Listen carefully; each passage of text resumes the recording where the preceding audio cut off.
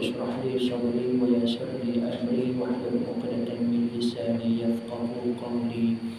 اللهم أنت ربي لا إله إلا أنت خلقتني وأنا عبدك وأنا على عهدك ووعدك ما استطعت أعوذ بك من شر ما صنعت أبوء لك بنعمتك علي وأبوء بذنبي فاغفر لي فإنه لا يغفر الذنوب إلا أنت. Yang dihormati Tuan Pengurusi, Tuan Imam, Tuan Bilal, pegawai serta ahli jawatan kuasa Surau Riyadhus Shalihin Masjid Lama Kampung Kundang yang dimuliakan para alim ulama, asatizah di kalangan tuan-tuan dan juga puan-puan, seterusnya muslimin, muslimat, hadirin hadirat. Alhamdulillah, pertama dan selama-lamanya kita merafakkan kesyukuran kehadirat Allah Subhanahu wa taala atas izin dan rahmatnya dapat kita berkumpul pada malam ini bagi menyambung pengajian kita dalam kitab Faham Faraid karangan Al-Fadil Ustaz Hilmi Hanis bin Muhammad. Dan mudah-mudahan perjumpaan kita pada malam ini termasuk dalam salah satu majlis ilmu yang mendapat keberkatan dan ridha Allah Subhanahu wa taala, sekaligus dapat menambahkan amal kebaikan kita, timbangan kebaikan kita di padang mahsyar nanti ketika bertemu dengan Allah Subhanahu wa taala. Dalam masa yang sama juga mudah-mudahan perjumpaan kita ini termasuk dalam tuntutan perintah Nabi sallallahu alaihi wasallam supaya apa? Supaya belajar tentang faraid. Ta'allamul Quran wa 'allimuhu wa'allimuha wa ta'allamul faraid wa 'allimuha. Kata Nabi sallallahu alaihi wasallam, belajarlah Al-Quran dan ajarkanlah ia kepada manusia. Belajarlah tentang faraid dan ajarkanlah ia kepada manusia. Sesungguhnya kata Nabi, aku ini manusia biasa yang akan wafat, yang akan mati. Dan aku risau kata Nabi, satu masa nanti, satu zaman nanti akan berlaku fitnah-fitnah, huru-hara disebabkan pergaduhan, perbalahan di kalangan dua saudara dalam urusan harta pusaka. Kerana tidak ada orang yang mampu untuk menguruskan, tidak ada orang yang mampu untuk menentukan bahagian faraid tiap-tiap mereka. Muslimin muslimat yang dirahmati Allah, malam ini kita sambung pada muka surat yang ke-7. Surat yang ke-7 dalam bab tujuan ilmu faraid.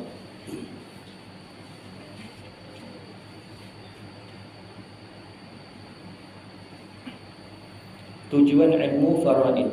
Muka surat 7 yang ada kitab boleh lihat pada kitab, yang tiada boleh lihat di layar hadapan. Sebelum saya masuk dalam bab ini, dalam subtopik tujuan ilmu faraid, suka untuk saya terangkan dan tekankan, pengajian kita, kuliah kita bukan hanya semata-mata berkait tentang teori. Bila kata teori ini bermakna kita baca kitab muka surat 1 sampai muka surat 2, daripada muka depan sampai habis, itu teori.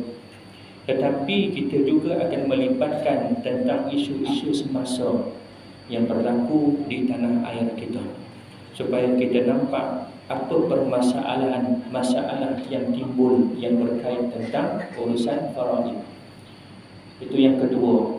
Pertama teori, yang kedua isu-isu semasa yang boleh kita kaitkan untuk kita lebih mudah faham dan mendalami tentang ilmu faraid. Dan yang ketiga berkait tentang pengurusan.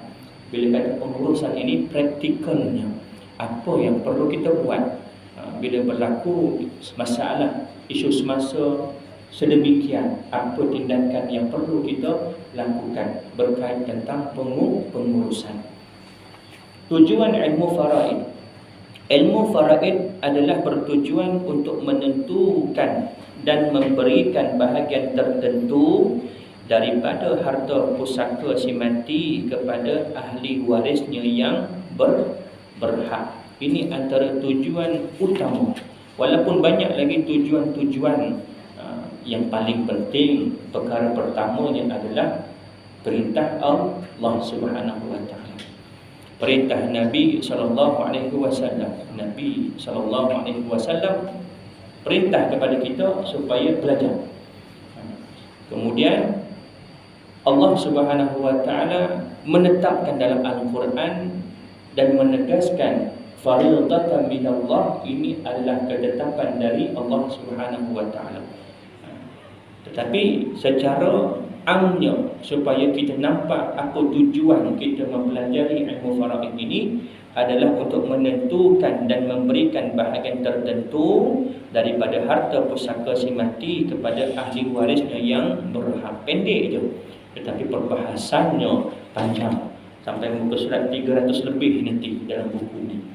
Ini buku kitab faham faraid ini lebih kepada teori, lebih kepada hukum, lebih kepada perbincangan pengiraan. Tetapi kalau tuan-tuan nak mahir ataupun nak tahu lebih lanjut berkait tentang urusan pusaka, pengurusan, saya syorkan tuan-tuan dapatkan buku ni. Nama bukunya Pengurusan dan Pembahagian Harta Pusaka, yang dikarang oleh Tuan Haji Wan Abdul Halim bin Wan Harun. Kalau kitab faham faraid ini, kami di kalangan da'i faraid, kami gelar Ustaz Hilmi Hanis sebagai tuan guru lah, kerana mahir dan dapat buat kitab dan menjadi rujukan kebanyakan asatizah dalam menyampaikan ilmu faraid di seluruh Malaysia. Tetapi bagi Al-Fadil Ustaz Wan Abdul Halim ini, kami di kalangan da'i faraid menggelar beliau bukan hanya tuan guru tetapi mahal guru. Maknanya dia lebih advance lagi, lebih mahir lagi. Dan pengalaman dia dalam pengurusan pusaka, menjadi pegawai pusaka di Malaysia melebihi 30 tahun. Dan dia antara pelopor dan orang yang terawal mengembangkan ilmu faraid di Malaysia. Dan banyak di kalangan peguam-peguam syariah juga memanggil beliau untuk memberikan taklimat dan menjadi tempat rujukan bagi peguam-peguam syariah, bukan hanya di Selangor, bahkan satu Malaysia juga Sabah, Sarawak. Jadi ilmu Ustaz Wan Abdul Halim ini bagi saya betul lah mereka gelar bukan hanya tuan guru tetapi maha guru, guru kepada guru, dan berusia umurnya pun dah lanjut. Dah seingat saya dalam 60 lebih, hampir 70 tahun usianya. Tapi masih lagi aktif di IKIM juga, selalu dijemput, dan di Radio Terengganu juga dijemput kerana beliau tinggal di Terengganu. Itu lebih kepada dalam bab pengurusan. Pengurusan ni maknanya praktikal kita, apa yang kita nak kena buat, dengan pihak mana kita nak kena berurusan. Cuma dalam kuliah kita akan sentuh sikit demi sedikit berkait dengan teori yang kita belajar. Maka surat seterusnya yang ke-8, sejarah pewarisan harta pusaka. Sejarah ni penting tuan-tuan. Bila kita tahu tentang sejarah, bermakna kita tahu tentang sebab apa diturunkan ayat tentang faraid. Kenapa? Dan sejarah ini yang boleh menjadi panduan kepada kita untuk yang pertama berhati-hati dengan perkara akan datang. Kerana sejarah dah terjadi sebelum ni dan kita tak nak berlaku pisang berbuah dua kali. Ini bagi sejarah yang tak baik. Tetapi sejarah yang baik yang menjadi tauladan dan ikutan panduan kepada kita untuk masa-masa akan datang. Sejarah pembahagian harta pusaka dapat dibahagikan kepada dua masa, iaitu yang pertama sebelum dan selepas kedatangan Islam. Sebelum kedatangan Islam dan selepas kedatangan Islam. Peristiwa pewarisan pusaka berlaku bukan hanya selepas datang Islam, bahkan sebelum datangnya Islam juga sudah ada peristiwa atau kejadian mempusakai harta, daripada anak, daripada kawan, daripada saudara, daripada kenalan yang akan mewarisi harta si mati. Kerana peristiwa orang mati ni daripada dulu lagi ada. Bila kata mati itu, kalau dia ada harta, bermakna berlakunya pewarisan. Cuma kita kena tahu bagaimana cara dan juga kaedah pewarisan sebelum Islam ini, supaya kita dapat nilai selepas datang di Islam apa kelebihan dan pembaharuan yang Islam datangkan dalam urusan pembahagian pusaka. Yang pertama, sebelum kedatangan Islam. Bila kata zaman kejahiliah, zaman jahiliyah, ketika zaman jahiliyah bermakna zaman itu sebelum datang Islam. Bukan bermakna jahil itu zaman kebodohan. Bukan kebodohan dari segi orang tak tahu mengira, orang tak tahu nak membaca, tak. Tetapi maksudnya sebelum datangnya Islam. Istilah jahiliyah itu memberi maksud sebelum datangnya Islam. Ketika zaman jahiliyah, hanya lelaki dewasa yang berhak mempusakai harta warisan si mati. Ini sejarah. Sebelum datangnya Islam, wanita, siapa lagi? Kanak-kanak, tak kira kanak-kanak itu di kalangan wanita ataupun lelaki, juga terhalang daripada mewarisi harta pusaka. Ini sejarah pewarisan sebelum datangnya Islam. Habis siapa yang mewarisi pusaka pada ketika itu? Hanya kerabat di kalangan lelaki dewasa sahaja yang mempustakai harta. Bismillah.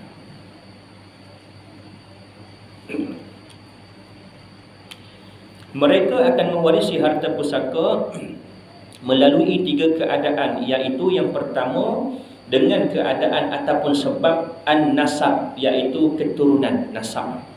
Kita panggil nasab, dalam bahasa Melayu pun kadang-kadang kita panggil nasab juga, iaitu keturunan. Pada ketika itu, bukan semua ahli keluarga akan mendapat harta pusaka. Hanya golongan lelaki dewasa, ar-rijal, yang dapat mewarisi harta pusaka ahli keluarganya sahaja. Bila kata lelaki dewasa, bermakna selain daripada itu akan ternafi. Sekalipun dia isteri kepada si mati, sekalipun dia anak kepada si mati, sekalipun dia ibu kepada si mati. Ini sebelum datangnya Islam. Hanya lelaki dewasa sahaja dengan sebab keturunan.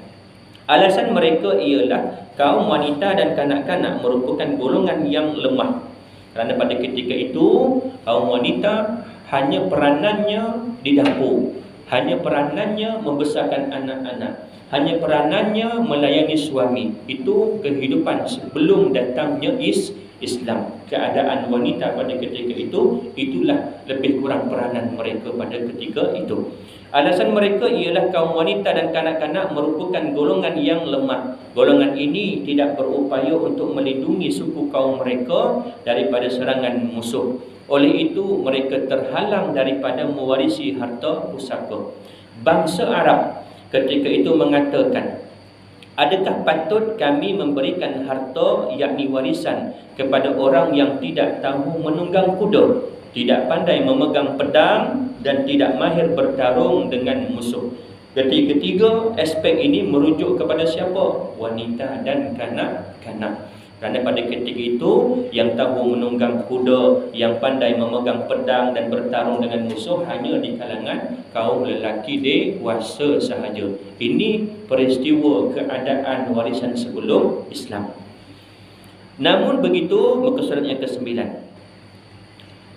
mereka masih memelihara kebajikan isteri yang kematian suaminya. Dengan cara apa? Dengan memberikan nafkah daripada harta arwah suami kepada isteri tersebut selama setahun. Masih lagi ada hak, tapi bukan atas nama pewarisan. Selama setahun itu ditanggung makannya, tempat tinggalnya oleh siapa? Oleh saudara yang mewarisi harta, saudara lelaki yang dewasa yang mewarisi harta si mati ni tadi. Tempoh tersebut adalah iddah bagi mereka ketika zaman itu dan juga ketika permulaan Islam. Setelah ini, hukum bagi tempoh iddah tersebut dimansuhkan dengan ayat A'udzubillahi minasyaitonirrajim, walladzina yutawaffawna minkum wa yadharuna azwajan yatarabbasna bi anfusihinna arba'ata ashhurin wa 'ashra. Yang bermaksud, dan orang-orang yang meninggal dunia di kalangan kamu sedangkan mereka meninggalkan isteri-isteri, hendaklah isteri-isteri itu menahan diri mereka, yakni beriddah selama 4 bulan 10 hari. Surah Al-Baqarah ayat 234. Ayat ini menafikan tempoh iddah yang setahun sebelum ni. Sebelum datang Islam, wanita ada tempoh iddahnya selama setahun. Turun ayat ini menerangkan iddah bagi wanita yang kematian suami 4 bulan 10 hari. Dan dalam tempoh iddah ini kena ambil harta si mati untuk menafkahi dari segi makan dan tempat tinggal si balu ataupun isteri kepada arwah ni tadi. Yang kedua, cara yang kedua tadi dengan sebab nasab, kaum keluarga, lelaki dewasa sahaja yang mewarisi. Cara yang kedua adalah dengan cara sumpah setia dan pertolongan. Al-halfu wan nusrah. Sumpah setia ialah suatu ikatan janji antara dua orang lelaki dewasa yang tidak mempunyai hubungan kerabat, bukan siapa-siapa pun, tak ada kaitan keluarga dengan si mati, tetapi ada sumpah setia semasa mereka hidup. Aku mati nanti kau menjadi waris, kau mati nanti harta kau aku yang akan mewarisi. Itu namanya sumpah setia. Sekalipun tak ada hubungan kerabat, bukan adik-beradik, bukan saudara, bukan sepupu, kawan saja, kenalan saja, tetapi saling bersumpah setia mewarisi antara satu sama lain, maka sah pada ketika itu sebelum datangnya Islam. Ini cara yang kedua. Mereka bersumpah untuk saling tolong-menolong dan mempusakai antara satu sama lain.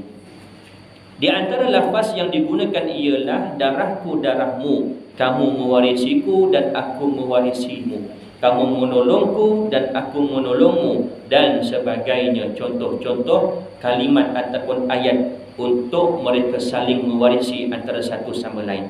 Apabila kedua-duanya bersetuju dengan perjanjian tersebut, maka mereka saling bantu-membantu dan mewarisi antara satu sama lain. Ini cara yang kedua. Cara pertama tadi di kalangan kerabat, tetapi hanya lelaki dewasa ar-rijal sahaja. Cara yang kedua dengan cara sumpah setia. Tak kira sama ada di kerabat ataupun tidak. Bila ada sumpah setia, maka dipegang sehingga mati. Aku mati, kau waris. Kau mati, aku waris. Cara yang ketiga iaitu dengan cara anak angkat. Diambil orang ini menjadi anak angkat. Dalam istilah dalam bahasa Arab diberi nama at-tabanni. Ambil dia menjadi anak angkat dan dinasabkan kepada nama dia.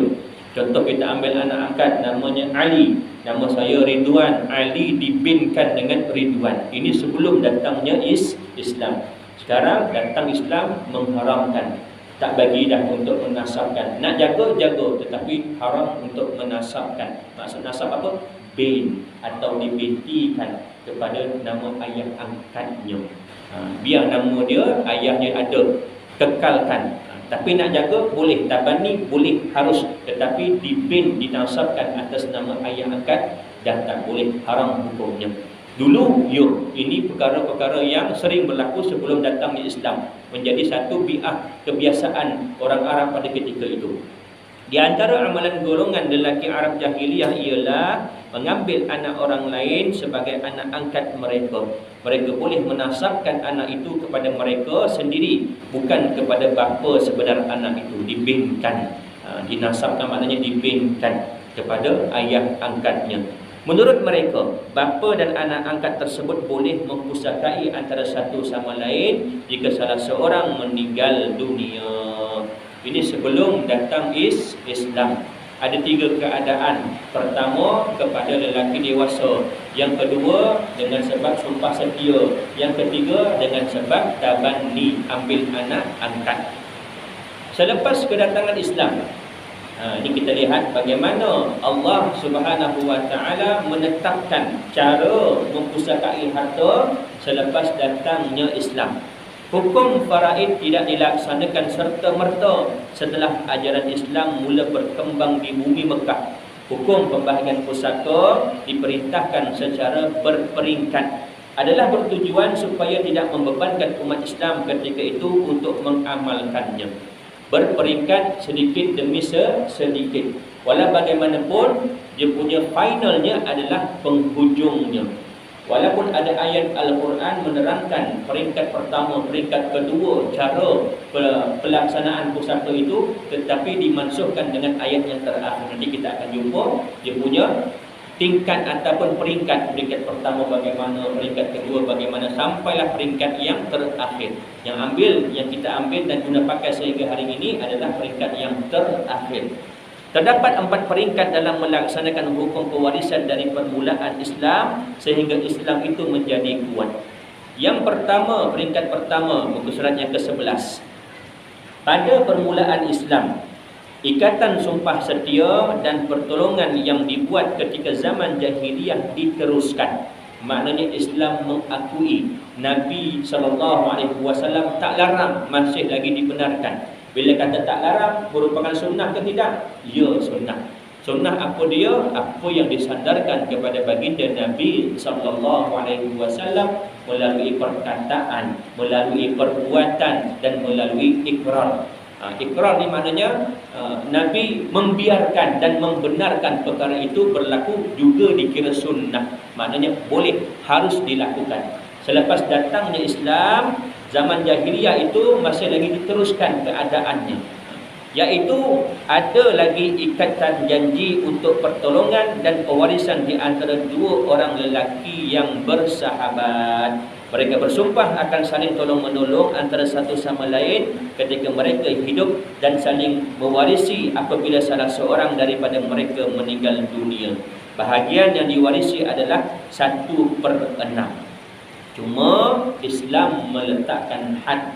Kalau nak teruskan amalan sumpah setia, hanya 1/6 sahaja. Masih boleh tak? Boleh. Tetapi hadnya 1/6.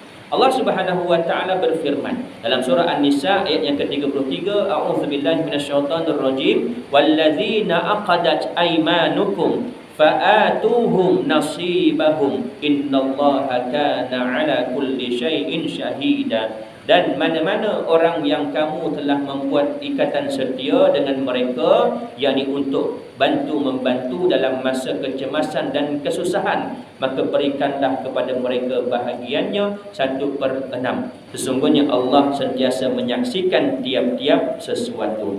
Kemudian hukum tersebut dimansuhkan. Makna mansuh apa? Dah tak diguna pakai lagi dah. Turun hukum baru. Dalam surah apa? Surah Al-Anfal ayat yang ke-75 Allah Subhanahu wa taala berfirman, wa ulul arhami ba'dhum aula bi ba'din fi kitabillah innallaha bikulli syai'in alim.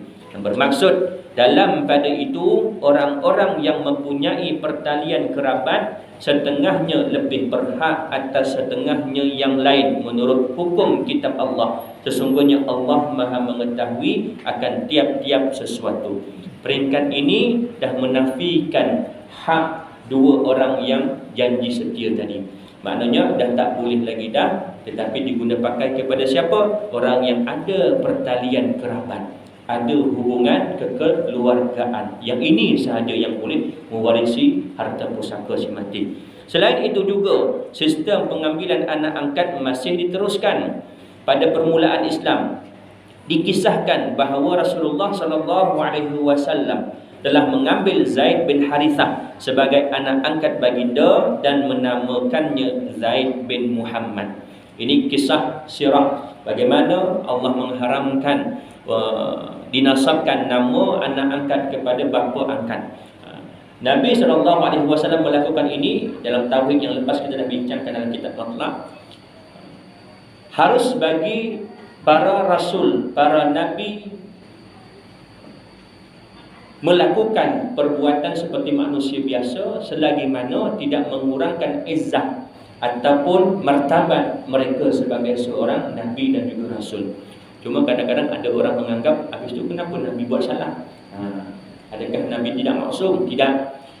Kesalahan yang kita nampak secara logik nampak macam salah. Tak, tetapi itu merupakan bukti atau dalil menunjukkan bahawasanya perkara tersebut pada ketika itu boleh. Dan ada sebahagiannya masih lagi dibolehkan. Makruh untuk menunjukkan bahawasanya perkara tersebut bukan haram. Contoh, Nabi SAW pernah makan berdiri.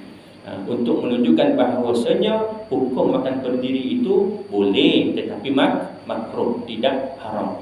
Adakah mencacatkan martabat Nabi SAW? Tidak, tetapi tujuan itu untuk menunjukkan dalil kepada umat. Termasuk juga dalam perkara ini, Nabi SAW mengambil Zaid bin Harithah, kemudian tukarkan nama Zaid bin Harithah tadi kepada Zaid bin Muhammad. Amalan tersebut tidak berkekalan apabila Allah Subhanahu wa taala melarangnya dalam firman-Nya, A'udzubillahi minasyaitonirrajim, "Ma kana Muhammadun aba ahadin min rijalikum walakin rasulullahi wa khataman nabiyyin wa kana Allahu bikulli syai'in 'alima." Bukanlah Nabi Muhammad sallallahu alaihi wasallam itu dengan sebab ada anak angkatnya menjadi bapa yang sebenar bagi seseorang daripada orang lelaki kamu. Maknanya Allah Subhanahu wa taala menafikan, bukanlah Nabi itu dengan sebab dia ada anak angkatnya menjadi bapa yang sebenar. Dalam arti kata lain, menasabkan Zaid bin Harithah tadi kepada Zaid bin Muhammad sallallahu alaihi wasallam. Tetapi dia adalah pesuruh Allah dan kesudahan segala para nabi. Dan ingatlah, Allah adalah Maha mengetahui akan setiap sesuatu. Surah Al-Ahzab ayat yang ke-40. Kemudian peringkat yang kedua. Pada peringkat ini, hukum pewarisan dilaksanakan melalui persaudaraan antara dua orang sahabat daripada kaum Ansar dan Muhajirin. Ini selepas berlaku penghijrahan baginda Nabi SAW dan juga para sahabat dari Mekah ke Madinah. Maka berlaku peringkat yang kedua ini. Ada pewarisan di kalangan golongan Muhajirin dan juga Ansar, sekalipun tiada hubungan kerabat. Pada peringkat ini, hukum pewarisan dilaksanakan melalui persaudaraan antara dua orang sahabat daripada kaum Ansar dan Muhajirin. Ini berlaku setelah Rasulullah SAW berhijrah dari kota Mekah ke kota Madinah. Manakala bagi para sahabat yang tidak berhijrah, mereka tidak mempunyai hak pewarisan walaupun mereka terdiri daripada ahli waris yang hampir serta beriman. Allah Subhanahu wa taala berfirman, A'udzubillahi minasyaitonirrajim, innal ladzina amanu wa hajaru wa jahadu bi amwalihim wa anfusihim fi sabilillah walladzina awaw wa nasaru ulaika ba'duhum awliya'u ba'd walladzina amanu wa lam yuhajiru ma lakum min walayatihim min syai'in hatta yuhajiru. Sesungguhnya orang-orang yang beriman dan berhijrah serta berjihad dengan harta benda dan jiwa mereka pada jalan Allah, dan orang-orang Ansar yang memberi tempat kediaman dan pertolongan kepada orang-orang Islam yang berhijrah itu, mereka semuanya menjadi penyokong dan pembela antara satu dengan yang lain. Termasuk dalam urusan pertolongan dari segi harta benda, pertolongan tempat tinggal, makanan dan juga perwarisan. Dan orang-orang yang beriman yang belum berhijrah, maka kamu tidak bertanggungjawab sedikit pun untuk membela mereka sehingga mereka berhijrah. Termasuk juga dalam urusan perwarisan. Contoh dua orang bersaudara, adik-beradik ni. Sebelum peringkat yang ini, dua orang bersaudara boleh mewarisi. Tetapi turun ayat ini, peristiwa penghijrahan Nabi SAW dan para sahabat daripada kota Mekah ke kota Madinah, maka ternafi, walaupun adik-beradik tetapi dia tak pergi berhijrah bersama, maka ternafi hak dia untuk mewarisi harta pusaka abang ataupun adiknya yang pergi berhijrah ke Madinah. Diceritakan bahawa seorang sahabat baginda SAW yang bernama Zubair Al-Awwam daripada golongan Muhajirin dipersaudarakan dengan sahabat bernama Ka'ab bin Malik daripada golongan Ansar. Pada ketika itu, bukan hanya adik-beradik hubungan keluarga, tetapi dengan sebab Muhajirin dan Ansar itu dipersaudarakan dan lebih dekat hubungan mereka berbanding dengan keluarga yang tidak ikut berhijrah. Ini kelebihan orang yang berhijrah pada ketika itu. Hubungan mereka melebihi daripada hubungan keluarga yang tidak berhijrah. Bahkan yang tak berhijrah tadi ternafi pusaka mereka, pewarisan mereka, tetapi yang menjadi waris adalah di kalangan Muhajirin dan Ansar, sekalipun mereka tidak bersaudara pada asalnya. Tetapi dengan peristiwa hijrah itu, mereka ini dipersaudarakan oleh baginda Nabi SAW, maka boleh untuk mereka mewarisi harta antara sesama mereka. Muka surat yang ke-14. Ketika peperangan Uhud, Zubair berkata, jika Ka'ab bin Malik mati, hendaklah ada warisnya di dunia ini melainkan tidaklah ada warisnya di dunia ini melainkan dia, yakni Zubair. Kemudian hukum tersebut dimansuhkan. Peristiwa itu berlaku dalam sesuatu tempoh yang agak panjang. Peristiwa peperangan berlakunya sahabat, ada di kalangan sahabat yang menjadi penolong mereka semasa mereka berhijrah. Di kalangan Muhajirin dan Ansar, mereka mewarisi antara mereka. Kemudian satu tahap turun lagi ayat untuk memansuhkan hukum tadi yang kata boleh mewarisi di kalangan Muhajirin dan Ansar. Kemudian hukum tersebut dimansuhkan dengan ayat berikut. Allah Subhanahu wa taala berfirman dalam surah Al-Ahzab ayat yang ke-6, A'udzubillahi minasyaitonirrajim, wa ulul arhami ba'duhum aula bi ba'din fi kitabillah minal mu'minina wal muhajirin illa an taf'alu ila awliyaikum ma'rufa. Dan orang-orang yang mempunyai pertalian kerabat setengahnya lebih berhak, yakni mewarisi akan setengahnya yang lain menurut hukum kitab Allah daripada orang-orang yang beriman dan orang-orang muhajirin yang bukan kerabatnya, kecuali kalau kamu hendak berbuat baik kepada sahabat-sahabat karib kamu, iaitu dengan cara berwasiat. Sebelum itu Nabi mengikrar, maknanya membolehkan, membenarkan pewarisan di kalangan Muhajirin dan juga Ansar sekalipun tiada hubungan persaudaraan, tak ada hubungan pertalian darah, adik-beradik, keluarga dan sebagainya. Turun ayat ini memansuhkan hukum tadi, dan kata Allah Subhanahu wa taala, dengan sebab pertalian kerabat tadi menjadi lebih berhak, iaitu mewarisi antara setengahnya yang lain berbanding orang yang dipersaudarakan dengan hijrah antara Muhajirin dan Ansar tadi. Kalau nak bagi juga boleh, tetapi bukan dengan nama pewarisan, atas nama wasiat. Nanti kita akan masuk dalam bab wasiat. Dalam bab faraid ini biasa orang akan kaitkan 3 benda. Satu, faraid. Yang kedua, wasiat. Satu lagi, hibah. Wasiat ni dia ada kait rapat dengan faraid. Tetapi hibah ni sebenarnya dia tak ada kaitan pun dengan faraid. Kerana hibah ni dalam kalau kita lihat dalam kitab-kitab fiqh, hibah ni termasuk dalam bab muamalat. Muamalat ni jual beli, sewa, gadaian, pemberian, termasuk dalam bab muamalat. Tetapi sebab dia di Malaysia ini wakil kita, dia ada berkait juga dengan harta. Jadi termasuk juga perbincangan hibah ini dalam konteks faraid di Malaysia, dan realitinya berlaku sedemikian. Setelah turunnya ayat ini, harta mereka dikembalikan kepada ahli waris mereka yang sah mengikut ketetapan Allah Subhanahu wa taala. Yang dulu yang pernah mereka mewarisi, yang bukan di kalangan keluarga tetapi hanya Muhajirin dan Ansar, mereka pulangkan kembali harta yang mereka dapat tadi kepada siapa? Kepada ahli waris yang sebenar bagi si mati. Ini nak kata besar jiwa, kebesaran jiwa para sahabat pada ketika itu.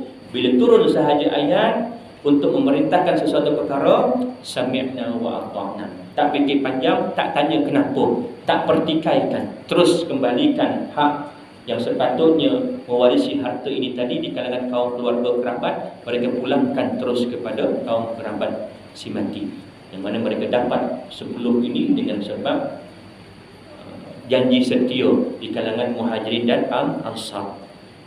Peringkat yang ketiga, seterusnya muka surat 15. Hukum pewarisan pada peringkat kedua diganti dengan wasiat wajibah. Wasiat wajibah ini sekarang dah tak ada. Tetapi kalau tuan-tuan Google, dekat Google type wasiat wajibah, keluar. Teruskan. Keluar. Tapi bukan itu yang kita nak bincangkan ni. Yang itulah. Yang tu wasiat wajibah yang tuan-tuan kalau search dekat Google, itu melibatkan tuntutan. Panjang perbahasannya, tuntutan cucu bagi harta atuk atau neneknya. Kalau ikutkan cucu ni, dia mahjub, terhalang daripada mewarisi harta pusaka. Kita bagi gambaran. Okey, ni si mati. Si mati. Bila ada anak lelaki, bila ada anak perempuan, maka cucu ni akan terhalang. Cucu tak dapat. Ini menurut faraid. Tetapi kalau tuan-tuan Google type wasiat wajibat, ada 4 buah negeri membenarkan untuk cucu ni tadi membuat tuntutan harta atuknya si mati. Tetapi dia ada syarat-syaratnya. Syaratnya mestilah anak lelaki ni mati dulu daripada si mati. Contoh, si mati ni ada harta. Dia mati, contoh tarikh bila dia mati, 5 hari bulan 5 2005 contoh. Waris yang dia ada anak perempuan, anak lelaki dah mati dulu. Anak lelaki mati 5 hari bulan 5 2004, setahun sebelum ni. Anak lelaki ni waris ke tidak? Kalau ikutkan waris, tapi sebab dia dah mati dulu, dia tak termasuk waris. Ada anak lelaki yang lain, contoh anak lelaki yang lain. Bila ada anak lelaki yang lain yang ini, walaupun dia tak ada anak, cucu yang ini dari segi faraid terhalang. Ini dari segi faraid. Sebab si mati ada anak perempuan, ada anak lelaki yang akan menghalang cucu. Dan cucu ini kita faham, bila sebut cucu mesti dari jalur anak lelaki, ibnu ibn dan juga bintu ibn. Cucu daripada anak perempuan ini bukan ahli waris. Yang dikatakan ahli waris, cucu dari anak lelaki. Dia terhalang. Tetapi ada 4 buah negeri. Pada ketika ini Jabatan Mufti pun dah keluarkan fatwa membenarkan tuntutan wasiat wajibah bagi cucu yang mana anak kepada anak lelaki yang dah mati awal ni tadi. Ni anak lelaki mati awal. Cucu ni ada, cucu lelaki, cucu perempuan ada. Dia nak tuntut harta atuknya, boleh. Di Selangor salah satu negeri yang membolehkan tuntutan ini. Tapi ini tak termasuk dalam faraid. Dia termasuk dalam konteks permohonan harta sepencarian, permohonan wasiat wajibat. Bila sebut harta sepencarian, ada yang senyum. Maknanya dia mengikuti isu-isu semasa yang tengah hangat sekarang ni. Kalau tuan-tuan lihat di media sosial, saya nak kongsikan sikit dengan tuan-tuan. Di media sosial dalam sekitar 2-3 seminggu 2 kebelakangan ni, isu tentang harta pusaka 2 bilion. 2 bilion. Saya tunjukkan kepada tuan-tuan sekejap ya. Lain tak kuat.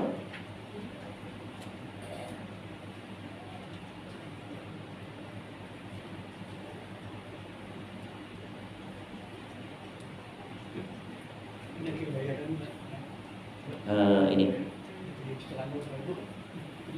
tuntutan harta Banu Allahyarham Tan Sri Jamaluddin Jarjis, Puan Siti Kalsum Ismail dan 4 anak serta ibu mertuanya gagal mencapai persetujuan dalam tuntutan harta sepencarian berjumlah lebih 2 bilion.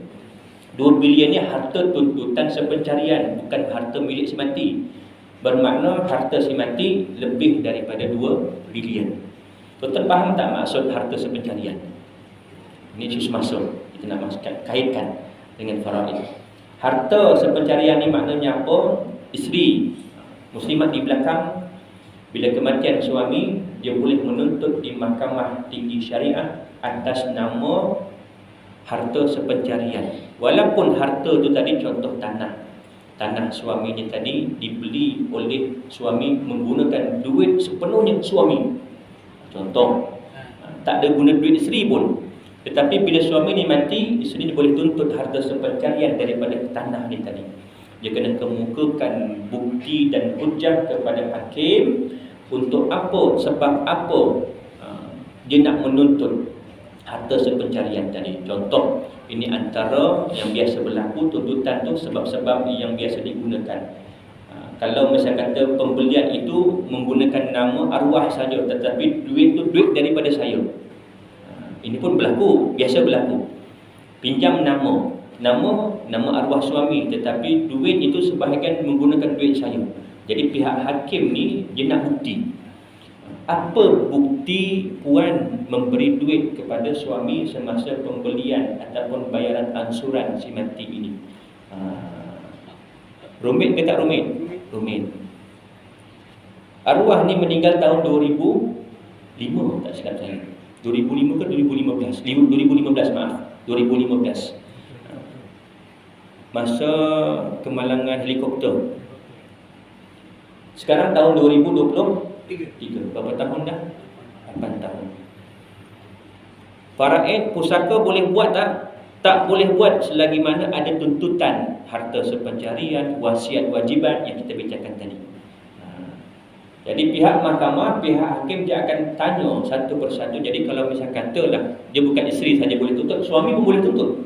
Kalau contoh suami ni tadi, isterinya ada harta dan mati, kemudian dia boleh tuntut harta sepencarian ke mahkamah. Tetapi jarang berlaku macam tu. Jarang suami lelaki yang menuntut hak harta sepencarian. Kebanyakan yang berlaku di Malaysia, pihak perempuan, isteri balu kepada si mati menuntut hak harta sepencarian. Kalau misal kata dia guna duit isteri ni tadi semasa pembelian tanah tadi, maka dia kena buktikan. Ada resitnya, ada screenshotnya, ada bukti. Barulah pihak mahkamah akan mempertimbangkan tuntutan tadi. Kalau misal kata dia beli guna duit arwah suami, tetapi saya berkorban masa dan tenaga saya sepanjang dia mengumpulkan harta, membeli harta tadi, saya jaga anak-anak dia, saya jaga makan pakai dia.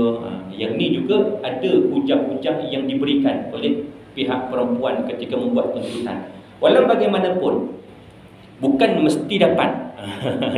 Jawapannya bukan mesti dapat. Mengikut pada penilaian hakim berdasarkan hujah-hujah dan bukti-bukti yang dikemukakan oleh pihak balu si mati. Kalau hakim berpuas hati mengatakan bahawasanya harta si mati ini separuh daripada tanah ni adalah milik isteri si mati dengan sebab dia memberikan duit, walaupun semasa hidup tu guna juga duit si mati, tetapi ada sebahagian separuh dan dibuktikan oleh wanita ini, ada resitnya, maka pihak hakim akan membenarkan tuntutan tadi. Jadi ada pro dan juga kontra dengan sebab tuntutan harta sepencarian. Kalau rasa-rasa nak tuntut mulai malam ni, kena catat apa jasa bakti kita semasa suami ni hidup. Jadi bila dah mati suami, kita boleh tuntut dan hujahkan perkara ini di depan hakim. Ini termasuk tak dalam faraid? Tak termasuk. Perbahasan ilmu faraid tak termasuk dalam harta sepencarian. Bila kata faraid, hanya harta milik sepenuhnya si mati dan harta bersih. Bila kata bersih, harta yang dah digunakan selepas beberapa perkara yang sebelum daripada faraid, antaranya pengurusan jenazah. Selesaikan dulu pengurusan jenazah si mati, mandinya, kafannya, solatnya, keruginya. Kemudian hutang si mati, hutang dengan Allah, hutang dengan manusia. Kemudian wasiat jika ada. Kemudian barulah faraid. Itu maksud harta bersih, milik sepenuhnya si mati. Jadi bila ada tuntutan-tuntutan macam wasiat wajibah, harta sepencarian, maka urusan pusaka ataupun faraid ini akan tertangguh. Hold dulu. Selesaikan dulu tuntutan ini. 8 tahun, 10 tahun, kalau selesai barulah dapat uruskan pusaka. Jadi pro kontranya ada. Kalau biasa kata memang duit isteri yang membeli harta tersebut cuma pinjam nama suami, maka kena ada bukti kalau nak tuntut. Kalau tak ada bukti, saya kata tak payahlah. Dia akan melengahkan, memanjangkan masa. Sepatutnya urusan pusaka itu boleh selesai setahun dua, tetapi dengan sebabnya ada tuntutan harta sepencarian, pusaka tadi tertangguh. Kena selesaikan dahulu isu ataupun kes tuntutan harta sepencarian. Ini isu semasa yang pertama. Isu semasa yang kedua, kalau tuan-tuan perasan, 3 September, ada tak saya cerita tentang Tanah Lot? Masa 4 September, perjumpaannya lepas. Dah cerita dah? Belum. Ini juga isu melibatkan harta pusaka yang mana harta tersebut dibeli dengan cara yang tidak sah di sisi undang-undang. Tuan-tuan, kanun tanah negara bagi tanah berstatus pertanian yang berukuran 1 ekar hanya boleh masuk nama 1 nama sahaja. Kalau ada orang jual tanah lot, isu tanah lot ni dia, kita nakkan dalam bahasa mudah faham, musuh lah bagi pejabat tanah. Sebab publik ni, orang awam ni, bila berlaku masalah dia akan rujuk kepada pejabat daerah, pejabat tanah. Tetapi sebelum masa pembelian dia tak rujuk pun. Bila dah berlaku isu, berlaku masalah, baru nak rujuk. Jawapannya tak valid walaupun ada surat perjanjian jual beli, dah distemkan depan Pesuruhjaya sumpah di mahkamah, pergi dekat pejabat tanah untuk tukar nama, tak valid, tak laku surat ni tadi. Ini menurut undang-undang kanun tanah negara. Melainkan kalau orang tu nak jual tanah lot, tetapi status tanah tu dah ditukar daripada pertanian kepada kediaman. Cuma kalau kediaman ni faham-fahamlah, dia punya charge-nya, cukainya mahal, mengikut kaki persegi. Kalau tanah berstatus pertanian dikira ekar, seekar baru berapa, cukai tahunannya baru dalam RM8, RM10 pun tak sampai. Tapi kalau dah tukar status kepada kediaman, nak pecah kepada berapa nama pun boleh, tapi cukainya mahal mengikut kaki persegi. Kalau ada orang jual tanah lot, tanya dulu status tanah tu status pertanian ke atau kediaman. Kalau dia kata kami dalam proses nak tukar kediaman, jangan beli, tunggu tukar baru beli. Tunggu dah siap baru beli. Kalau dia kata tak apa, kita ada surat perjanjian, kita akan buat surat perjanjian, kita akan buat PA dan sebagainya, semua tak valid. Mati penama yang menjadi waris siapa? Anak-anak kepada penama ni tadi. Tuan-tuan dah beli tanah ni tadi, dah bayar RM50,000. Yang menjual ni pun satu masalah juga. Dia fikir kalau seekar ni aku jual, harga sekarang tanah pertanian seekar contoh dah bagus RM150,000. Tapi kalau aku buat tanah lot, aku pecah 10 lot, satu lot RM50,000 kali dengan 10, setengah juta. Wow.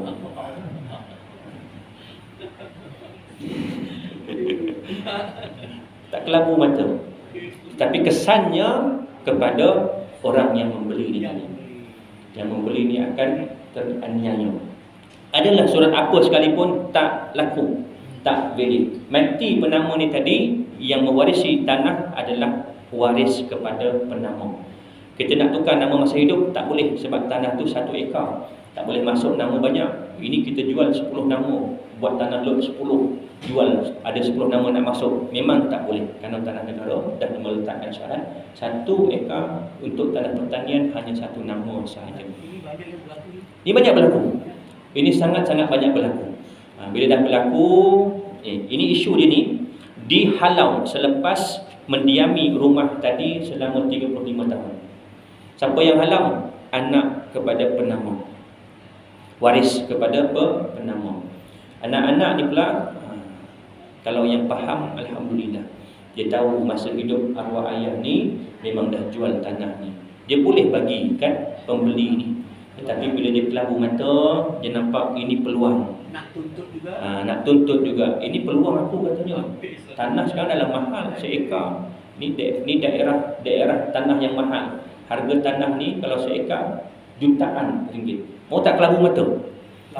Kelabu mata anak ni tadi. Jadi dia tuntut berpihak kepada dia dan segi undang-undang. Kerana dia waris yang sah. Dan perintah mahkamah, orang yang menduduki tanah ini diperintah supaya keluar. Istilahnya kena halau lah. Kalau tak halau, dikira menceruk. Salah siapa? Allah. Jadi kena hati-hati dalam isu tanah lot lidi ni. Kalau ada yang dah beli, ini tengah, saya faham ada yang belakang cakap tu maksudnya macam dah pernah beli je. Kalau ada yang pernah beli, boleh PM tepi saya ada cara nak mengatasinya, saya boleh bantu. Tapi jangan bagi tahu orang lain, sebab ini bukan menggalakkan untuk orang membeli. Tetapi bila dah berlaku, cara nak mengatasinya sedikit sebanyak saya boleh ada bagi jalan cara penyelesaian. Caranya macam mana? Adalah PM2P. Itu berkait dengan lot DD. Kemudian yang ni dah sentuh belum? Ini belum. Kita punya kuliah 4 hari bulan. Ini 6 hari bulan September. PPIM, Persatuan Pengguna Islam Malaysia, semua kenal tahu PPIM. Dia post apa? 90 bilion harta faraid tak dituntut. Masya Allah, sebab itu pentingnya ada wasiat dan rancang pewarisan harta pusaka. Kita lihat komen-komen netizen daripada post PPIM ini. Apa komen-komen netizen? Berita ni ditulis dalam Utusan Malaysia. Dan yang rujukannya daripada pegawai Baitul Mal MAIS. Maknanya berita tu kita boleh percayalah. Walaupun daripada utusan ke, walaupun daripada berita-berita yang kita rasa ragu-ragu, tetapi yang menyampaikan tu daripada pihak MAIS bahagian Baitul Mal sendiri yang mengatakan 90 bilion harta umat Islam, harta faraid itu tak dituntut, dalam arti kata lain dibekukan. Apa komen-komen netizen? Leceh, susah dan menyusahkan, kena ke sana ke sini, last kena buat semula. Ada lagi banyak menyusahkan daripada memudahkan. Kemudian prosedur dengan kos yang memeningkan, dengan setiap institusi berbeza dia punya prosedur dia.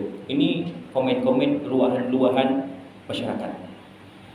Kita sudah maklum, setiap peraturan bagi sesuatu badan ada aktanya, akta pejabat pusaka kecil, akta wasiat.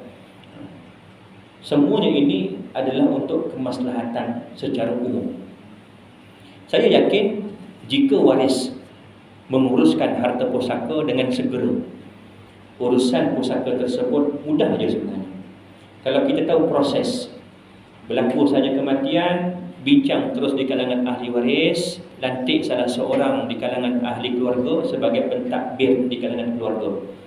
Dia kena buat tuntutan kepada mana pejabat pusaka kecil kalau nilai harta itu tidak melebihi 2 juta. Kena kumpulkan salinan-salinan IC semua ahli waris. Kena kumpulkan geran-geran tanah, geran rumah, apa-apa jua geran kenderaan milik si mati, kena dipegang dan dibuat tuntutan ke pejabat pusaka kecil. Sekarang ini proses di pejabat pusaka kecil dah mudah. Sebab apa saya kata mudah? Tuntutan tersebut boleh dibuat melalui online sahaja.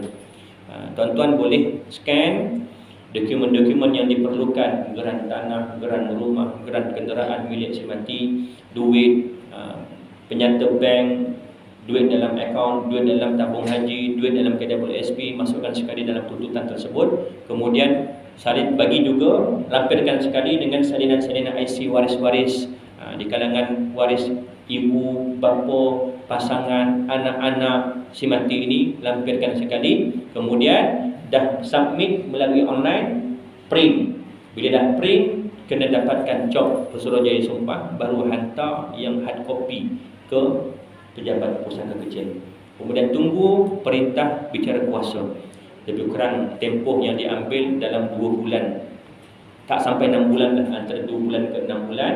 Nanti pejabat pusaka akan menghubungi pentadbir yang mewakili keluarga ini untuk datang ke pejabat pusaka untuk bicara kuasa. Masa tu barulah semua waris kena hadir. Bagi waris-waris yang tak dapat hadir, kena isi borang BBA. Borang membenarkan bicara itu dijalankan, walaupun dia tak ada, tapi dia kena isi borang pengesahan, borang kebenaran, dan kena stamping di Pesuruhjaya Sumpah borang tersebut, barulah valid, mengatakan dia ni membenarkan bicara kuasa tanpa kehadiran dia sebagai waris. Itu prosesnya. Bila dah bincang apa semua, kalau misalnya kata dah muafakat dekat situ, tunggu dalam tempoh-tempoh tertentu untuk pengeluaran surat kuasa daripada pentadbir tanah. Pentadbir tanah, surat kuasa ni borang I namanya. Ini contoh perintah pembahagian. Ini daripada sahabat saya, pentadbir tanah di daerah Gombak. Akan keluar macam ni. Jadual 1, harta tak alih. Contoh geran tanah. Maka daripada tanah ni tadi, ada waris-waris si mati yang akan mewarisi. Yang pertama, daripada nama Muhammad sekian-sekian, kemudian Siti sekian-sekian. Tapi dia ni bukan pemilik, dia sebagai pemegang amanah kepada yang ini waris utama dia. Muhammad Nur Hafiz, berusia berapa tahun? 6 tahun. Kad pengenalan 1709.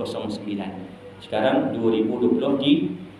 Berapa tahun tahun umurnya 6 tahun. Dalam geran tanah atau geran rumah, anak-anak waris yang berusia bawah 18 tahun namanya boleh masuk, tetapi bukan sebagai pemilik.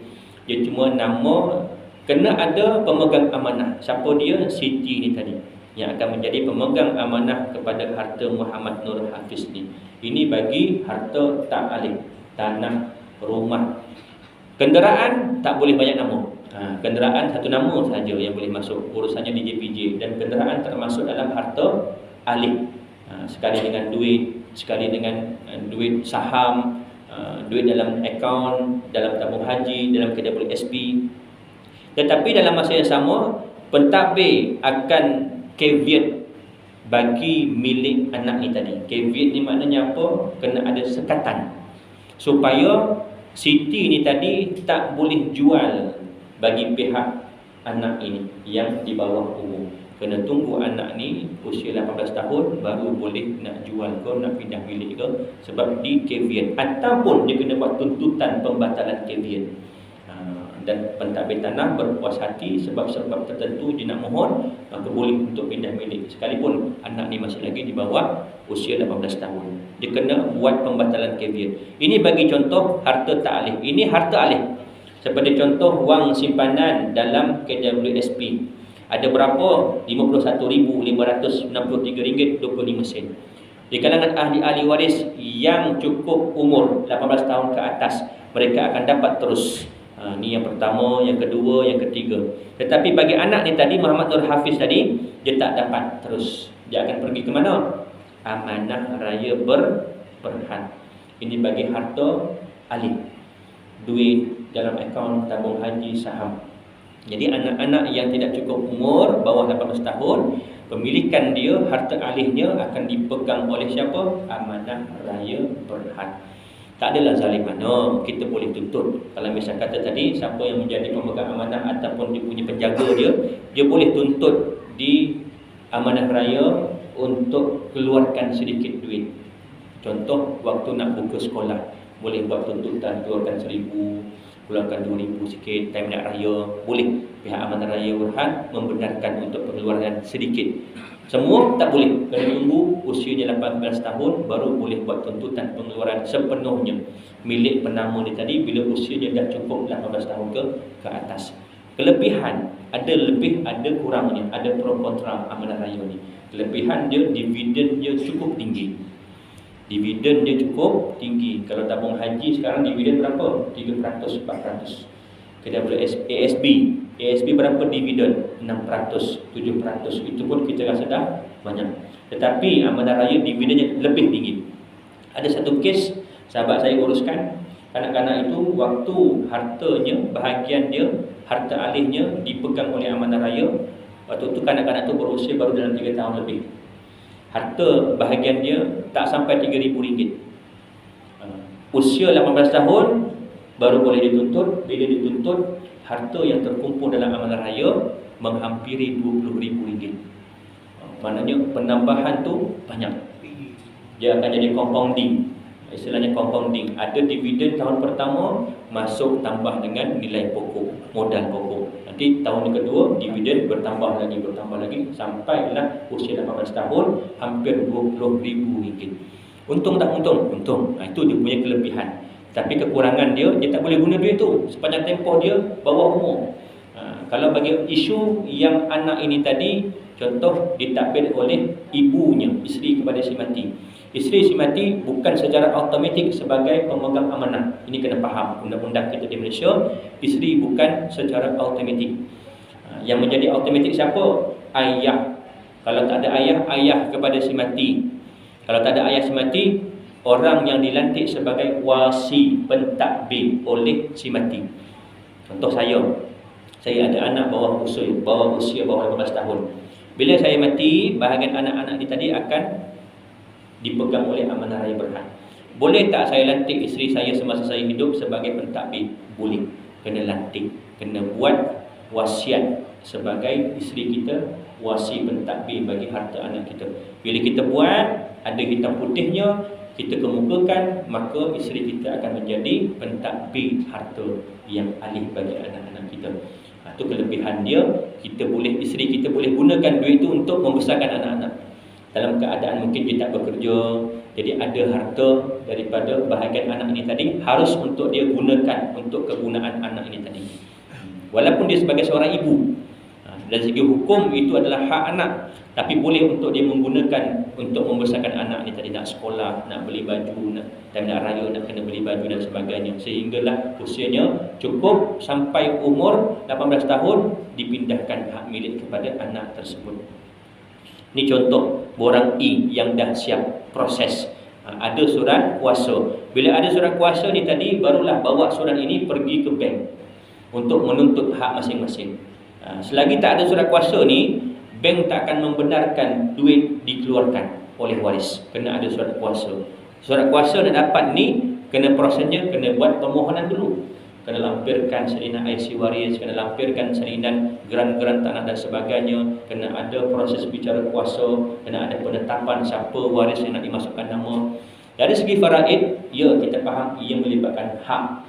Tetapi kita kena faham juga hak yang mungkin kita dapat sekiranya tidak dapat dimanfaatkan, maka kena ada muafakat di kalangan ahli waris. Contoh, tanah arwah ayah kita, dalam geran tersebut, geran kongsi, geran tu dah ada 20 nama dah. Tanah tu contoh 3 ekar. Lepas bahagian untuk ayah ni, lepas untuk tapak rumah saja, itu je bahagian arwah ayah kita. Kemudian arwah ayah kita mati. Walaupun dia tak cukup 1 ekar, dari segi pusaka, waris-waris kalau ada 10 orang waris boleh masuk nama semua dalam bahagian ayah ini tadi. Dia tak mesti syarat 1 ekar 1 nama. Itu bagi urusan jual beli, pindah milik semasa hidup. Tetapi kalau mati, kalau ada 10 orang waris boleh masuk 10 nama. Tetapi apa guna masuk 10 nama? Dekat situ kena ada kefahaman di kalangan ahli waris, kena ada muafakat. Namanya takharuj. Takharuj maknanya apa? Melepaskan hak. Melepaskan hak ataupun memberikan hak kita kepada waris yang lain, sama ada hak tersebut sepenuhnya atau sebahagian saja. Sama ada pelepasan itu secara keseluruhan tanpa imbal balik ataupun ada imbal balik. Maknanya dia jual bahagian dia. Harus keempat-empat mazhab, mazhab Abu Hanifah, mazhab Maliki, mazhab Syafi'i, mazhab Hambali membenarkan kaedah takharuj ini tadi. Tapi kena ada syarat-syaratnya. Kena tahu dahulu berapa bahagian mereka mengikut faraid. Kena di kalangan ahli waris yang terlibat akil balik. Kena ada perasaan rela hati untuk menyerahkan. Persefahaman, permuafakan, itulah yang dimasukkan dengan rela hati. Jadi bincang-bincang tak apalah, masuk 1 nama je lah. Yang lagi ada 9 nama lagi ni, korang bayar. Masing-masing dapat ditebus. Yang 1 nama ni tadi dia orang kaya, dia ada banyak harta. Contohlah tadi bahagian arwah ayahnya, bila dinilaikan ada RM10,000 contoh. Kemudian ada 10 orang waris, semua lelaki, seorang 1,000, seorang 1,000, seorang 1,000. Nak masukkan nama, nak masuk 10 boleh, tetapi tak ada fungsi. Nanti kan kalau mati pula 10 ni, nanti waris-waris lagi pula. Lah sekali ada satu kes di Kedah, kawan saya cerita, geran tu atas 1 nama tu dah ada lebih 50 orang dalam 1 geran. Yang paling kecil tu dapat lebih kurang dalam 3 meter persegi saja. Kadang-kadang persepsi kita tak apa, janji masuk nama, janji ada geran, nama aku ada geran. Dia rasa bangga macam tu, dia rasa seronok macam tu. Tetapi tak ada manfaat pun. Nama dia ada dalam geran tapi tak ada manfaat, sebab keluasannya nak buat rumah pun tak lepas. Sebab itu ada persefahaman, muafakat di kalangan waris-waris. Kalau contoh ada di kalangan waris yang ada harta, ada duit, tak apa, masukkan nama aku seorang ni lah, yang lain-lain aku bayar duit. Setuju tak? Setuju. Boleh, tak ada masalah. Lepas daripada dan ditentukan bahagian masing-masing berapa yang sepatutnya dapat mengikut faraid. Kemudian ditebus bagi. Jadi masuklah nama seorang ni tadi, depan pegawai pusaka kata kami bersetuju untuk meletakkan nama seorang ni tadi, kerana dia akan bayar kepada kami, tebus hak kami dengan nilai sekian. Jadi pegawai pusaka puas hati, okey, masukkan nama seorang ni, boleh, tak ada masalah. Itu namanya takharuj. Lihat pada situasi. Tak mesti kena bahagi ikut faraid, tetapi mesti tentukan supaya apa? Ini perintah Allah, kita tidak membelakangkan perintah Allah. Dalam masa yang sama kita tahu hak di setiap ahli waris itu, tahu hak masing-masing, berapa bahagian mereka setiap seorang. Ini contoh-contoh yang berlaku, isu-isu semasa yang berlaku. Jadi kalau tengok pada komen-komen netizen ini, banyak yang kecewa. Bila saya baca komen-komen ni, saya boleh tahu dah sebab apa timbulnya kekecewaan, timbulnya rumutan. Sebab urusan pusaka ni tadi diurus lambat, bertangguh. Kita mentaliti kita, masyarakat kita, bila buat segera, mulalah akan timbul bunyi-bunyi kat belakang kubu mereka lagi sibuk cerita tentang harta. Ini biasa kita dengar.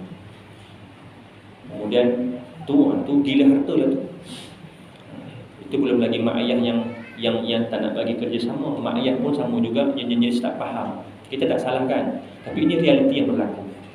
Ayah mati, ada tak harta pusaka daripada ayah ni tadi hak kepada anak-anak? Ada. Tanya dengan mak, anak-anak tanya dengan mak, nak tanya tentang harta pusaka ayah, kalau boleh kita uruskan segera. Kadang-kadang ada mak yang jadi tak faham. Mak kan hidup lagi, kepentingan harta ayah kau berbanding mak. Benda ni yang berlaku di kalangan masyarakat kita. Masalah-masalah yang timbul. Ayah pun begitu juga. Mak mati, mak ada tanah atas nama mak. Anak-anak ni tadi bukanlah nak harta, tapi nak mengingatkan isu-isu yang macam ni takut terjadi, kena urus segera. Dan Islam pun menggalakkan, tuntut supaya urusan pusaka ni diselesaikan dengan segera, secepat mungkin. Sebab tak nak timbul isu-isu masalah-masalah yang akan timbul selepas daripada kita bertangguh. Antara sebab, antara punca yang menjadikan masalah itu semakin besar, bila ada kematian berlapis. Dalam tempoh 5 tahun baru nak urus. Dalam tempoh 5 tahun tu ada waris-waris yang sepatutnya dapat dah mati dulu. Tuan-tuan, bila dah berlaku begitu, maka akan berlaku kesulitan. Kena kira satu persatu kematian. Kematian pertama, kematian kedua, kematian ketiga. Kita nak masukkan nama baru bagi geran semati ni, geran tanah lah contoh. Kita nak masukkan nama waris-waris yang terkini yang masih hidup. Kena selesaikan perkiraan dan urusan pusaka setiap kematian-kematian yang berlapis tadi. Bukan sedikit urusannya, banyak urusan. Jadi sebab itu kena diuruskan segera. Buang jauh-jauhlah persepsi yang kata gila harta, tak. Sebab isu ni dah terlalu membarak di kalangan masyarakat kita. Kesan buruknya, harta tadi beku, tak dapat diuruskan. Memang ada tanah tu, ada rumah tu kita dah duduk, ada rumah lagi kita duduk, tetapi nak jual beli tak boleh. Ada satu isu, ni kawan saya cerita, ambil masa sikit boleh ya. Di Pahang, tanah ni atas nama arwah atuk. Kerajaan nak bina lebuh raya.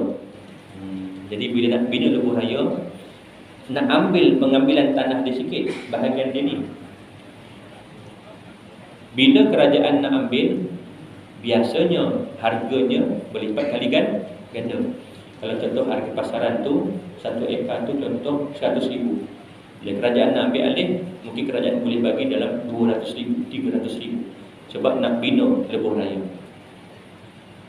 Anak-anak ni seronoklah. Wah, okeylah ni dah masuk kita nak jual kata. Seronoklah dia kata sebab nak bina lebuh raya. Kerajaan nak ambil, jadi nak bagi pampasan. Bila tengok-tengok nama geran, nama arwah atuk. Tak jadi pemaju tu nak ambil alih. Terpaksa ambil tanah orang lain pula buat lebuh raya. Sebab urusannya menjadi rumit sangat. Melainkan kalau nama tu nama kita yang masih hidup, selesai masalah. Ya, lebih 1 juta tuan-tuan. Lebih 1 juta geran rumah dan geran tanah atas nama orang yang dah mati. Tuan-tuan balik ke, kalau ada geran tanah, geran rumah, semak nama siapa. Kalau ada nama arwah ayah, arwah ibu, arwah atuk, tu termasuklah yang 1 juta tadi. Lebih 1 juta geran atas nama orang yang mati. Sebab apa kita ambil ringan dalam pengurusan pusaka? Kita ambil enteng, tak cakna. Dia kadang-kadang faham, tetapi sikap kita suka bertangguh. Bila bertangguh, berlaku kematian yang kedua. Bertangguh lagi, berlaku kematian yang ketiga. Bertangguh lagi, berlaku kematian yang keempat. Sampailah kematian yang berpuluh-puluh berlaku di Kedah. Lebih 20 kematian. Nak kira tu, kertas tu kawan saya cerita dari hujung sampai ke hujung, nak kena cerita, nak kena kira satu persatu kematian. Kematian pertama, siapa warisnya, berapa bahagian setiap waris. Sebab nak masukkan dalam geran yang baru ni, kena nama yang hidup sekarang. Jadi setiap kematian tu ada waris. Oh ni ada waris ni, mati pula yang ni. Kira lagi siapa waris ni. Ini waris yang pertama, ni waris yang kedua, mati juga. Kira juga. Bawahnya mati lagi ni, cucunya pula baru dapat. Masukkan nama. Ini yang nama final yang akan dimasukkan dalam geran. Last sekali, elok-elok waris ada dalam 5-6 orang saja, akhirnya menjadi hampir 100 orang waris. Dengan sebab tadilah, kena kira satu persatu kematian setiap waris tu sampai yang masih hidup baru dimasukkan dalam geran tadi. Ada 100 lebih. Kawan saya telefon warisnya dekat Terengganu. Ini kes dekat Kedah. Cik boleh tak datang ke Kedah? Sebab tanah tu berada di Kedah. Dia kena buat tuntutan di tempat aset tu berada. Kata, ini tanah siapa? Tanah arwah atuk. Dia pun tak tahu dia sebagai waris. Sebab terlalu lama tak diuruskan. Jadi dia tanya dengan orang kawan saya ni yang menguruskan ni, berapa saya dapat bahagian saya ni berapa kalau saya nak pergi ni. Bila kira-kira tak sampai RM10 pun. Tetapi kita masuk juga nama, sebab dia waris yang hidup sekarang ni. Tak sampai RM10 pun, sebab dah ada hampir 100 waris. Nilai tanah tu setiap seorang tu tak sampai RM10 dah. Kalau tuan-tuan nak datang tak ke kita? Duit minyak lagi, duit tol lagi, duit makan lagi. Tapi sebab dia faham, kalau dia tak pergi, waris-waris yang lain juga akan tertangguh. Jadi dia kena datang juga, dia datang kan. Walaupun dia habis modal banyak, duit minyaknya, duit tolnya, tapi selagi tak diurus, perkara tersebut takkan selesai. Dia tangguh, berlaku kematian. Kalau contoh tadi dah ada 30 kematian, bertambah 31 kematian, kira balik. Ada lagi kematian yang lain, bertambah 33, 34, sampai pernah berlaku 50 kematian kawan saya uruskan di Kedah, 50 lapis. Tuan bayangkan, bukan mudah tuan-tuan. Selesai, akhirnya selesai. Ini nak kata seronok saya masuk dalam satu NGO, Pertubuhan Doa Faraid Malaysia. Kalau tuan-tuan perasan, hari Ahad pagi kadang dijemput Ustaz Sairi, Presiden Pertubuhan Doa Faraid Malaysia. Kadang-kadang dipanggil Ustaz Helmi, penulis kitab dia sendiri pun ada. Orangnya pakai sepet mata sepet-sepet putih-putih je. Penulisnya kadang dipanggil masuk dalam slot TV Al-Hijrah pagi Ahad. Lihat ada slot bahagian faraid, bahagian pusaka. Bila saya masuk dalam satu persatuan ni, cerita-cerita yang kisah benar, pengalaman-pengalaman mereka ni kita boleh kongsikan kepada masyarakat supaya dijadikan iktibar. Supaya dijadikan iktibar, oh kalau macam ni rupanya jadi, bila buat macam ni. Jadi bila kita dah dengar benda-benda macam ni, adalah rasa kesedaran sikit. Walaupun hari ni masuk kanan, esok keluar kiri. Adalah sikit kesedaran supaya tidak bertangguh-tangguh lagi dalam urusan pusaka. Ini isu-isu semasa yang berlaku di tanah air kita dalam tempoh seminggu dua ini. Peringkat ketiga, insya-Allah saya rasa cukup sekadar itulah. Kita akan sambung pada perjumpaan akan datang pada hari Isnin minggu yang pertama. Isnin minggu yang pertama dan juga Selasa minggu yang ketiga pada bulan 10 nanti, insya-Allah. Jadi saya rasa cukup sekadar itu. Ada soalan tak sebelum kita habiskan? Sebelum kita tutup. Ada. Ya. Pertanyaan ini mengenai anak-anak. Okey, anak kan. Anak-anak dibinkan. Mhm. Bila dia sudah berlaku, yang mana untuk menyelesaikan. Saya syorkan rujuk dengan Mahkamah Syariah. rujuk dengan mahkamah syariah, biar pihak mahkamah yang akan menentukan. Sebab dia melibatkan Akta Undang-Undang Keluarga 2003 Selangor, termasuk dalam urusan tabaddi. Sebab tu sekarang kalau perasan, Selangor antara negeri yang terawal kreatif untuk membuat satu kad apa namanya? Radha'ah. Kad radha'ah, kad susuan. Sampai tahap macam tu kita nak fikirkan supaya tidak timbul masalah-masalah di kemudian hari. Kad radha'ah tu maknanya apa?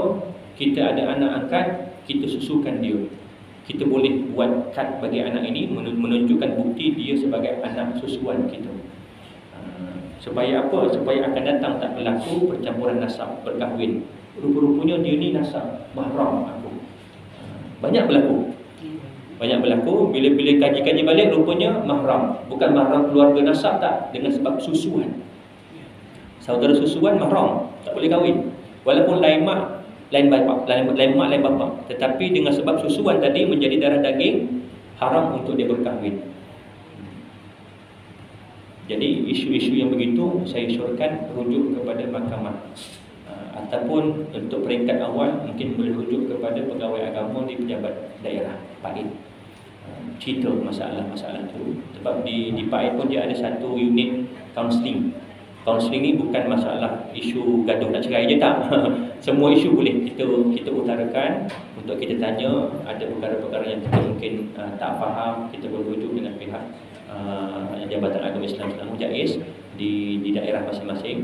Kemudian nanti mereka akan bagi cadangan lah apa step-step seterusnya. Kalau misal kata benda tu dah berlaku, dah pun dinamakan, dah pun keluar IC dan dibinkan kepada ayah, cuma kita kena cana dari segi hukum pula. Yang tu biarlah lepas. Ini pandangan saya, tapi kita rujuk juga, kita rujuk mahkamah supaya mahkamah yang boleh menentukan. Ini pandangan saya, yang lepas biar lepas, supaya, tapi dalam masa sama kena ingatkan kepada waris-waris, ini bukan abang kamu yang sebenar, ini bukan adik kamu yang sebenar. Cerita dengan adik-adik, anak-anak yang lain supaya mereka tahu kisahnya, walaupun nama itu dah dibinkan. Jadi apa-apa pun saya syorkan pergi dengan rujuk kepada pihak yang berautoriti. Satu lagi soalan last sebelum kita tutup, kalau ada. Kadang-kadang ada itu, dia tak ada membuat, tak nak bertindak. Jadi dia tak tahu je. Jadi masalah yang lain ni, dia tak akan selesai masalah. Sama juga macam pusaka. Selagi tak selesai, perkara tersebut tak akan selesai. Selagi tak bertindak, kita sebagai waris tak bertindak, urusan pusaka tak akan selesai. Walaupun kita rasa renyahnya urusan ni, kena buat juga. Sebab salah kita juga, dulu tangguh sampai berlaku kematian tu, kematian kedua, ketiga dan keempat seterusnya, baru kita nak uruskan. Baru rasa susahnya macam mana. Last fed up, dan last putus asa, biarlah lantaklah. Itu yang jadi bertambah nilai aset umat Islam dibekukan tentang urusan faraidnya. Jadi kena bertindaklah, kena peka benda-benda macam ni. Sebab ini melibatkan hukum. Satu melibatkan hukum, satu melibatkan hak. Bila mati ayah ni tadi, dia termasuk sebagai waris. Sebab nama je nama ayah, dibinkan kepada si mati. Padahal bukan ayah sebenar. Dari segi hukum faraid, dia bukan waris. Macam mana nak kira? Makan harta batin. Dia kena selesaikan perkara tersebut. Sampai ke anak cucu nanti akan makan harta batin kalau dia senyap-senyap. Dia mewarisi juga harta yang bukan sepatut haknya, sampai ke cucu menanggung dosa. Wallahu a'lam. Na'udzubillah min dzalik. Jadi satu lagi. Kiranya ada pewaris, katakanlah pewaris ada 6, yang menuntut 5, satu ni tak penuntut, pihak jabatan tahu tak? Ada juga kes waris menyembunyikan, istilah kita panggil menyembunyikan. Dari segi undang-undang salah, kerana dia mengemukakan apa istilahnya, keterangan palsu kepada pegawai pusaka. Tetapi kalau misalnya kata itu dah dibincangkan sesama waris, sebab contohlah ada juga berlaku tanah tu, contoh 1 ekar, ada 4 orang waris. Sebelum urusan pusaka, tanah ni tadi dah dibeli oleh seorang waris. Maknanya dia dah tebus kepada 3 orang waris yang lain. Dah bayar, tak apalah, aku beli. Tapi urusannya belum buat lagi. Satu belum buat, dah beli, dah bayar dulu. Jadi semasa kemukakan pembuktian tu tadi, dia kata saya cuma waris orang je, dia kata. Yang lain-lain pun faham dah. Semua dah tahu dah, memang dia akan buat begitu. Jadi tak ada masalah dari segi hak. Cuma yang banyak berlaku, dia menafikan, menyembunyikan waris dengan niat untuk menghalang orang ini dapat hak dia. Yang tu tak boleh. Yang tu haram. Banyak juga berlaku bila mana waris yang menuntut hak itu dia tak masukkan nama isteri si mati yang kedua.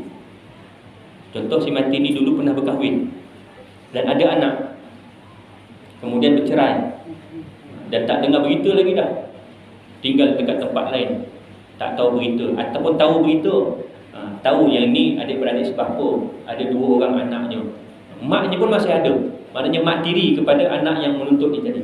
Tetapi masa mengemukakan, dia tak masukkan nama isteri pertama ni tadi. Sedangkan isteri pertama dengan anak tu waris ke tidak? Waris kepada ayahnya. Dia menafikan, itu hukumnya haram, makan harta batin.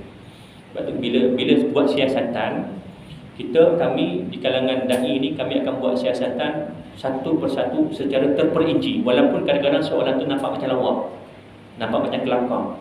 Contoh yang sebelum ni saya tanya dengan Tuan Haji. Tuan Haji, sebelum ni isteri sekarang ada berapa orang isteri? Mula senyum dah, 1 je. Sebelum ni pernah berkahwin tak? Macam lawak kan? Tapi kita tanya tu sebab nak tahu waris. Sebelum ni pernah berkahwin tak? Pernah. Ada tak anak? Ada. Tapi dah meninggal isteri, anak masih hidup tak? Ada. Ini juga termasuk waris. Jangan main-main. Kita nak siasat ni kena satu persatu. Daripada di kalangan 25 waris, 15 lelaki, 10 perempuan, satu persatu kena tanya. Bila tak ada anak lelaki yang akan mewarisi asabah, kena cari yang atas. Ada tak ayah? Ayah dah tak ada, ayah si mati dah tak ada. Kena tanya juga, atuk ada tak? Walaupun kita rasa macam logik, ayah tak ada, mungkin atuk dah tak ada. Boleh jadi atuk ada. Maka atuk ni akan mewarisi harta cucu ni tadi. Dia tak pergi kepada adik-beradik pula. Bila dah ada atuk, tanya lagi. Atas atuk apa? Moyang ada tak? Memang confirm tak ada dah. Jadi tanya bahagian sebelah ni pula, bahagian adik-beradik. Adik-beradik seibu sebapa ada ke tidak? Ada. Kalau tak ada, baru pergi adik-beradik sebapa. Kalau tak ada, baru pergi kepada anak, kepada adik-beradik seibu sebapa, anak lelaki. Kalau tak ada juga, anak kepada adik-beradik sebapa daripada lelaki. Tak ada juga, pergi kepada pakcik pula. Adik-beradik dengan bapa si mati, seibu sebapa. Itu panjang ceritanya. Sampai kepada atuk saudara pula. Dia infinity sebenarnya. Sampai kita akan jumpa waris yang lelaki terakhir. Itu baru betul lelaki terakhir kan. Untuk mewarisi asabah, mewarisi baki. Nak pergi ke Baitul Mal, orang kata di Malaysia, dalam kaedah faraid dia ada aul dan juga rod. Rod ini maknanya baki itu akan pergi kepada waris secara rod. Tetapi aplikasi kita di Malaysia, kita tak ada istilah rod.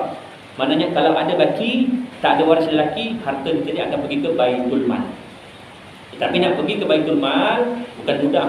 Kita kena jejaki waris satu persatu. Sampai tak masuk akal, kita rasa tak masuk akal ni, kena cari juga. Mana cari tu tanya, siasat. Yang ni arwah ni tadi ada tak adik-beradik sebapa? Kita kalau tanya orang macam pelik kan. Tak, ayah saya kahwin seorang je, contohlah. Tapi kita kena tanya, sebab itu termasuk waris. Sebelum kita nak pergi kepada waris yang seterusnya, kelompok yang keempat tu di kalangan pakcik, anak pakcik dah kira sepupu kepada si mati, sampai tahap cucu saudara. Jauh sangat tu pun ada. Itu yang banyak cerita-cerita Melayu. Datang peguam, jumpa dengan orang tu, kata cik merupakan pewaris Megah Holding contoh. Bila cek tak ada kaitan, jauh sangat dah, tetapi dia sebagai waris sebab tak ada yang terdekat dengan si mati. Itu antara proses. Bila tujuan dia untuk menghalang, hukumnya haram. Mana dia menghalang hak waris yang lain, hukumnya haram. Melainkan memang dah ada permuafakatan sebelum perbicaraan, sebelum bicara kuasa tadi dah ada muafakat dan diberikan hak atas kesepahaman dan muafakat kesemua, baru boleh. hukumnya harus.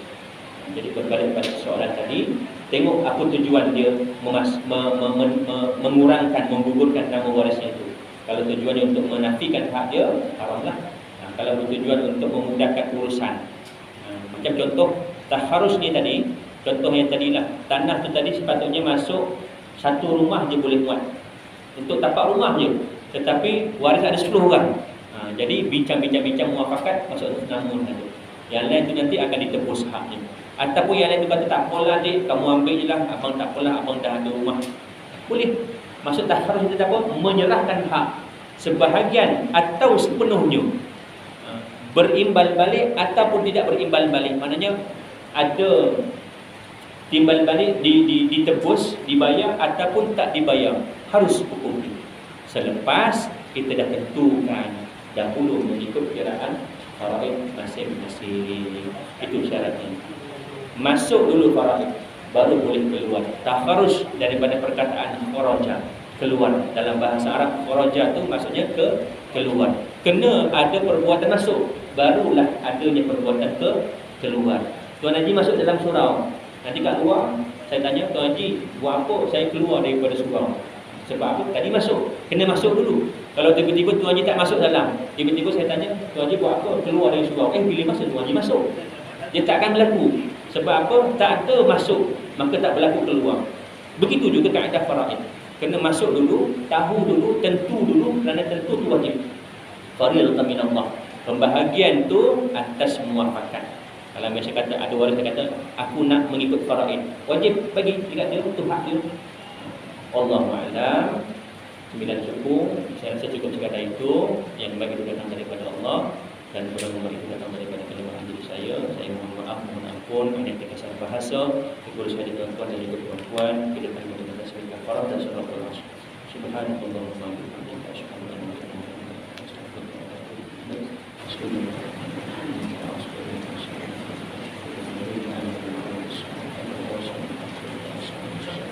Bismillahirrahmanirrahim. Alhamdulillahirabbil alamin. Wassalatu wassalamu ala asyrafil anbiya'i wal mursalin wa ala alihi wa sahbihi ajma'in. Allahumma faqqihna fid-din wa 'allimna at-ta'wil wa ihdina siratal mustaqim, siratal ladzina an'amta 'alaihim minal nabiyyina was-siddiqin wash-shuhada'i was-shalihin. Allahumma arina al-haqqa haqqan warzuqna ittiba'ahu wa arina al-batila batilan warzuqna ijtinabah. Allahumma inna na'udzu bika min 'ilmin la yanfa'u wa min qalbin la yakhsha wa min nafsin la yashba'u wa min da'watin la yustajabu laha. Rabbana atina fid dunya hasanah wa fil akhirati hasanah wa qina 'adzaban nar. Sallallahu ala sayyidina Muhammad wa ala alihi wa sahbihi wa baraka wa sallam. Alhamdulillahirabbil alamin. Assalamualaikum warahmatullahi wabarakatuh.